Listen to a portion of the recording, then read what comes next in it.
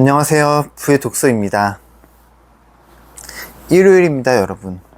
오늘 여러분들께 나 자신에게 너무 엄격하지 않아도 됩니다라는 내용 읽어드리도록 하겠습니다.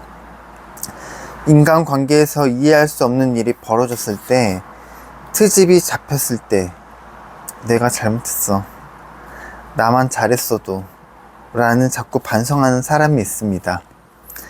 나를 바꾸고 싶어. 이대로는 안 되겠는데?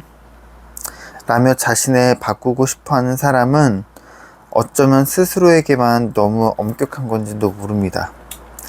예를 들어 직장에서 큰 프로젝트를 따내지 못했다고 했을 때 여러분으로서는 최선을 다했지만 도중에 예기치 못한 다른 문제가 생겼습니다.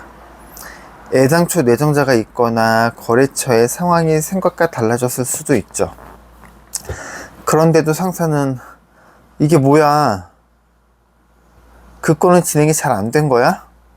라며 불편한 심기를 드러내며 자리로 돌아가 버렸다고 해봅시다.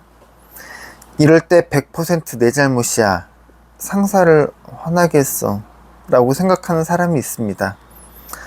하지만 모든 일이나 인간관계에서 어느 한쪽이 100% 잘못한 경우는 없습니다. 모두 내 탓이야 라고 생각하는 일의 대부분이 100% 나만의 탓은 아니라는 거죠. 이럴 때는 원인을 생각해보고 그것을 수치화해보세요. 그런 일이 생기다니. 어쩔 수 없는 부분도 있겠지. 상대 측에 어떤 사정이 있을 거야. 그쪽 나름대로 의도가 있었을 테니까. 그래도 조금 다르게 대응했더라면 좋았을 텐데. 그건 뭐 내 탓이지. 이런 식으로 몇 가지 원인을 떠올려 보는 거죠. 그리고 각각의 원인의 몇 퍼센트 정도의 비중을 차지하는지도 생각해 보세요. 사고 20%, 거래처의 사정 30%, 내 능력이나 대처 50%, 이런 식으로 말이죠. 이렇게 생각해 보면 100% 내 문제는 아니란 사실을 깨닫지 않나요? 물론 어디까지나 내 마음대로 정한 정확하지 않는 숫자이지만 이렇게 수치화해 보면 나 자신만 비난할 필요는 없다는 점을 깨닫게 됩니다. 나에게 잘못한 점이 없다고는 할 수 없습니다. 하지만 모든 일이나 인간관계에서 100%는 없습니다. 너무 내 탓만 하면서 엄격하게 판단하지 마세요. 잘못을 수치화해보자. 지나친 남 탓도 위험합니다.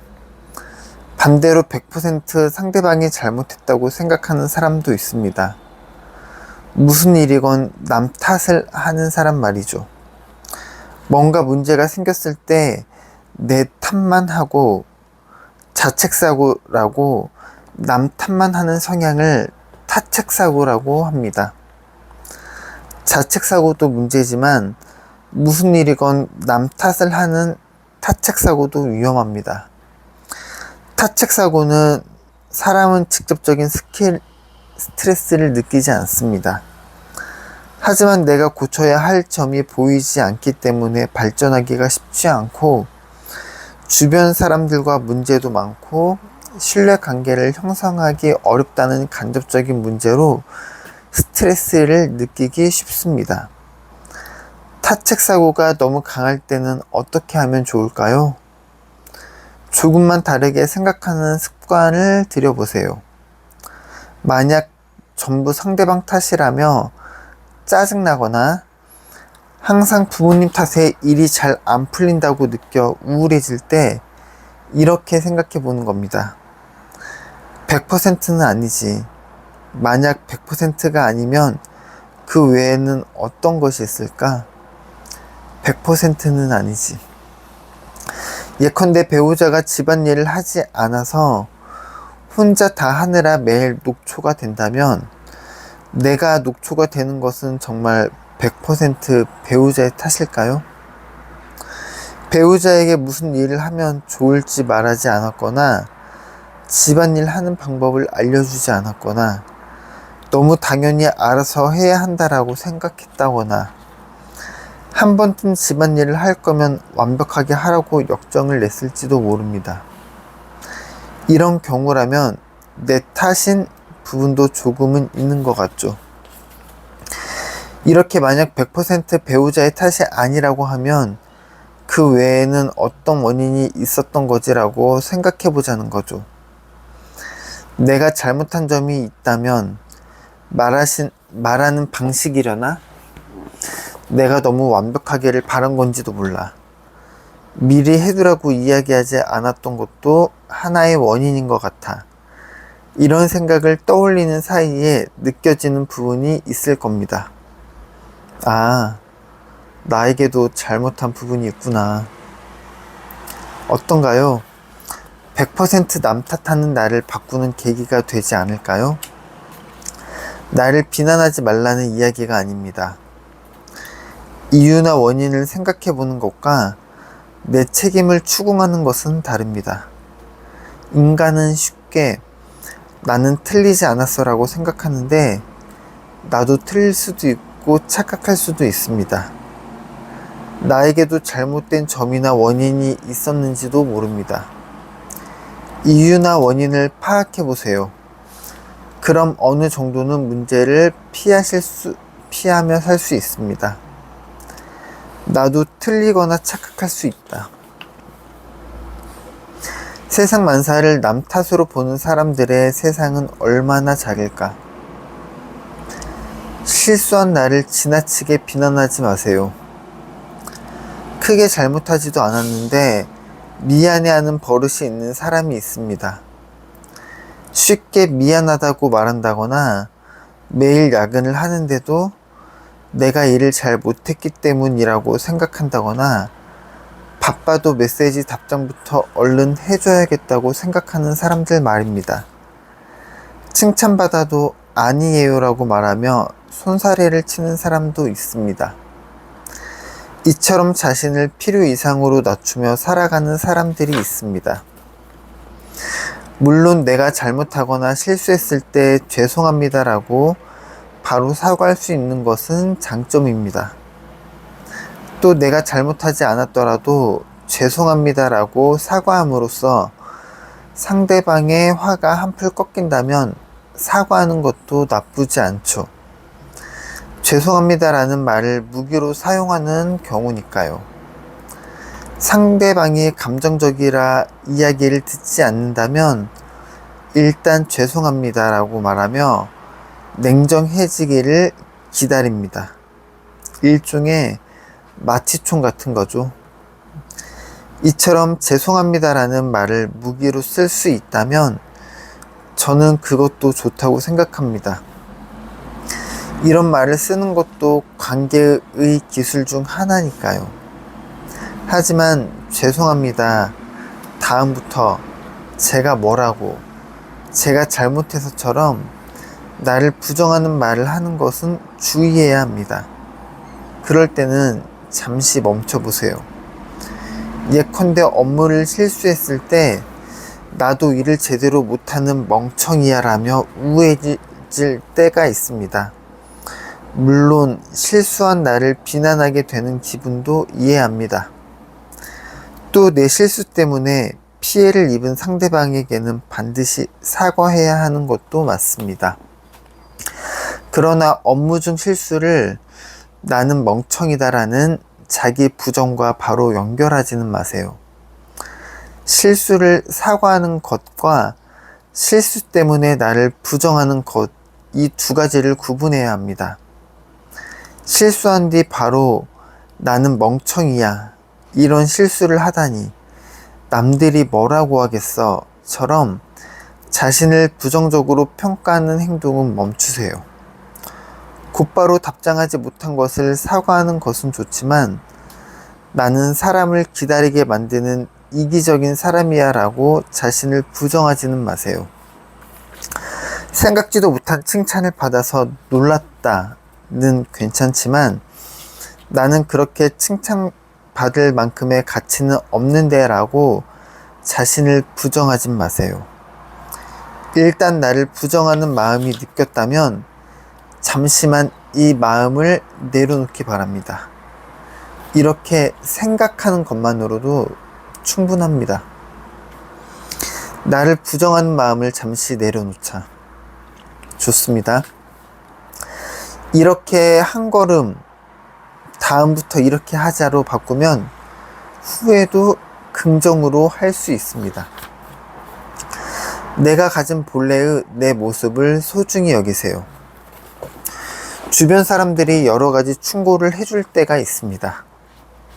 그 정도 작은 일에 너무 신경 쓰지 마. 내가 다 해보고 하는 말이야. 새겨들어. 눈치 있게 주변을 좀 살피자처럼 말이죠. 이런 말들은 별 의미 없는 가벼운 말일 때도 있지만 내가 바라는 대로 해라는 불합리한 의도를 가질 때도 있습니다. 그런데 성실한 사람이거나 좋은 사람, 친절한 사람들은 이럴 때 곧이곧대로 그래, 그렇게 해야지. 그렇네, 이런 방법이 있었네 라며 반성하거나 고치려고 합니다. 나쁜 점은 바로 고쳐야지. 부족한 부분은 얼른 갖춰야지. 이대로는 안 되겠어. 라며 지적받은 부분, 누군가와 비교했을 때 부족하다고 생각한 부분을 채우려 애쓰기도 합니다. 자기만의 반성과 개선이라는 울타리 안에서 이렇게 했으면 좋았을 걸, 저번에도 이랬는데 라며 자신을 비난하거나 반성하고 고치려고 노력합니다. 그런데 그 반성과 개선이 스스로에게 정말로 의미 있고 소중한 것일까요? 누군가의 의미 없는 한마디나 불합리한 말 때문에 여러분의 특성이나 장점을 억누르거나 버리는 건 아닐까요? 작은 일에 신경 쓴다는 특징은 섬세하여 꼼꼼하게 챙긴다라는 장점이 되기도 합니다. 남의 말을 순순히 듣지 않는다는 점은 모든 일 있는 그대로 받아들이기보다 비판적으로 생각한다라는 좋은 점으로 연결되기도 하죠. 주변을 살피지 않는다는 점은 집중력이 높다는 것을 의미하기도 합니다. 이렇듯 섣부른 반성과 개선은 나의 장점, 내가 가진 본래의 특성을 억지로 없애는 일이 될 수도 있습니다. 그러니 조급하게 반성하거나 고치려 하지 말고 우선 내 몸과 마음을 돌보고 평정을 되찾은 후에 고쳐도 충분합니다. 누군가가 신경 쓰이는 말을 하거나 마음에 꽂히는 말을 했다면 바로 반성하며 고치려 하지 말고 잠시 멈춰 내 몸과 마음부터 돌보세요. 그리고 몸과 마음이 평온할 때 그 말을 다시 한번 떠올려 보세요. 예컨대 노트에 그 말을 적어보고 그 말의 진짜 의미는 무엇인가? 정말로 반성할 점, 개선할 점이 있는가? 그 반성이나 개선으로 인해 나다움이 손상되지는 않는가? 이런 점들을 살펴보세요. 누군가 의미 없이 던진 말 때문에 나를 바꿔야지? 이대로는 안 되겠어 라며 반성하고 고치려 하기 전에 우선 내 몸과 마음부터 돌보고 안정된 상태에서 나 자신과 마주해야 합니다. 그리고 내가 가진 본래의 특성, 있는 그대로의 나를 소중히 여기기 바랍니다. 그 다음에 자연스럽게 나를 바꾸고 싶다는 생각이 들면 그때 그렇게 하세요.